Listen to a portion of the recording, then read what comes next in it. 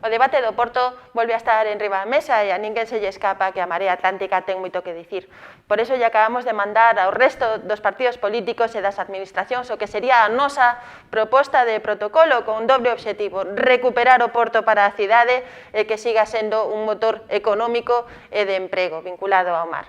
O protocolo parte dos consensos aos que xa chegamos: a titularidade pública dos terreos, a condonación da débeda, o tren a Langosteira, a cesión gratuita da Solana ao Concello, a protección dos usos produtivos en San Diego, mentres que Calvo Sotelo e Batería deberían ter uso público en espazos libres e máis en equipamentos. Pero nunca esquezamos a participación e o debate cidadá, porque en realidade foi a movilización cidadá a que nos trouxo ata aquí.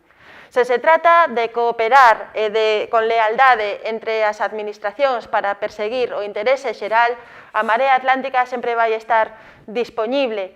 Eso é o que nos entendemos como mandato cidadán.